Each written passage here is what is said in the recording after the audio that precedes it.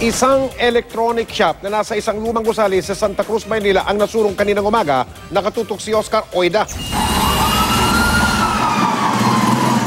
Sa kapal ng usok, halos wala nang makita ang mga bumbero rumisponde sa nasusunog na electronic shop na ito sa Rizal Avenue, Santa Cruz, Maynila kaninang umaga. Pilit nilang pinapasok ang ikalawang palapag ng gusali kung saan sinasabing nagsimula ang apoy. Pero sadyang pahirapan ito. Mga electronic appliance kasi tulad ng mga speaker at ilaw ang nilalamon ng apoy. Mahirap siyang patayin kasi made of mga materials na mahirap patayin. Kinailangan pang gumamit ng mga breathing aparato sa mga bumbero para matunton ang pinagmula ng apoy. Kabubukas lang ng tindahan, pasado alas 8 ng umaga, nang makarinig ang mga tauhan ng Audio City Marketing Company ng isang putok mula sa second floor. May pumutok na may inalang naman, parang bumbilya lang.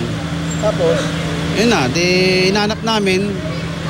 Pagpatay ko ng circuit breaker, nakita ko may apoy na.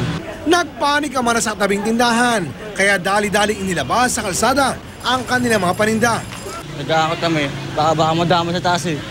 Di naman kumalat sa mga katabing tindahan ng sunog na naapula pasado alas 11 ng umaga. Walang nasaktan sa insidente. Kalumaan na rin. Siguro makikita nyo naman tong building, oh.